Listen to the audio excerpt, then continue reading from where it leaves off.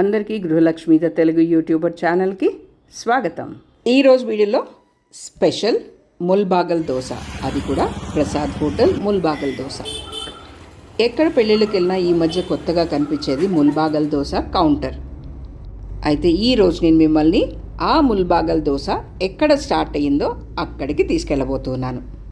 ఇప్పటికి చాలాసార్లు నేను ముల్బాగల్ దోశ తిన్నాను, బట్ అథెంటిక్ ముల్బాగల్లో ఉన్న ప్రసాద్ హోటల్లో దోశ నేను తినలేదు.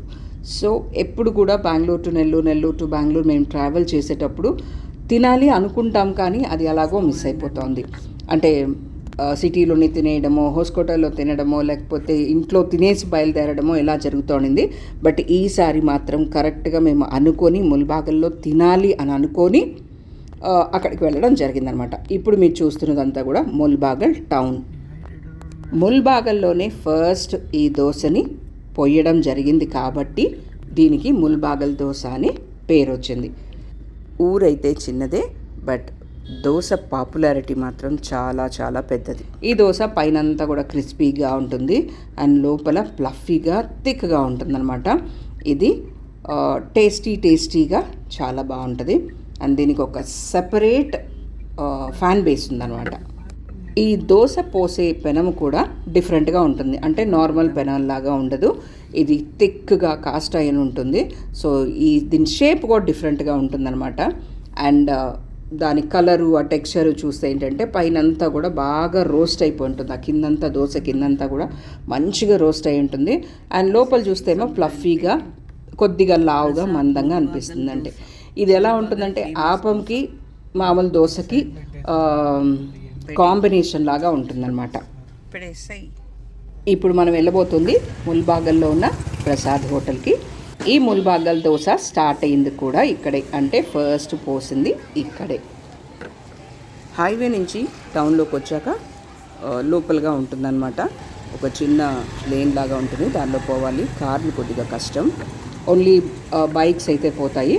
సో ఎవరిని అడిగినా కూడా ఇక్కడ ప్రసాద్ ముల్బాగల్ దోశ అంటే ఎవరైనా చూపించేస్తారు.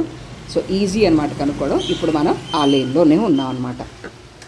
సో అలా పరిసరాలను ఒకసారి చూడండి. ఇద్దండి, ఇక్కడికి వచ్చేసాం. ప్రసాద్ హోటల్ ముల్బాగల్ దోశ ఇక్కడే మీరు చూడొచ్చు. దీని ఎస్టాబ్లిష్ అయింది వచ్చి 1979లో. సో దీని ఫౌండర్ వచ్చి రాజేంద్ర ప్రసాద్. చిన్న హోటల్ లాగా ఉంటుంది చూసేదానికి, బట్ చాలా రష్గా ఉంటుంది. ఎవ్రీడే ఇలాగే ఉంటుందంట. వాళ్ళు పోసే వాళ్ళకి, సర్వ్ చేసే వాళ్ళకి సందు ఉండదు. సో అలా పోస్తూ ఉంటారు, సర్వ్ చేస్తూ ఉంటారు, జనాలు తింటూ ఉంటారు.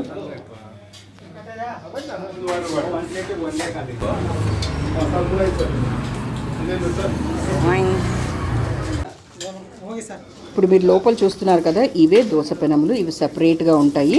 కొంచెం ఇట్లా ఒక రిమ్ లాగా వచ్చి ఉంటుంది. అండ్ ఫస్ట్ దోశ పిండి పోసి దోశలాగా చేసి దాన్ని హై ఫ్లేమ్లో రోస్ట్ చేస్తారు. ఆ తర్వాత మూతలు పెట్టి స్టీమ్ మీద ఉడకబెడతారు. సో కింద అయితే రెడ్, అంటే ఒక గోల్డెన్ బ్రౌన్ అంటారు కదా, ఆ కలర్లో ఉంటుంది. పైనంతా ఫ్లఫీగా కొంచెం మందంగా ఉంటుంది. టేస్ట్ బాగుంటుంది.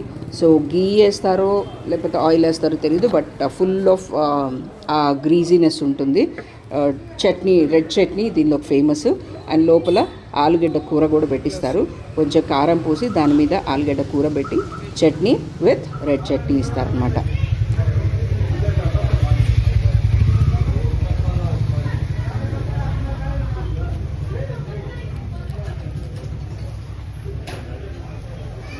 చట్నీ బాగుంది, కారకారంగా.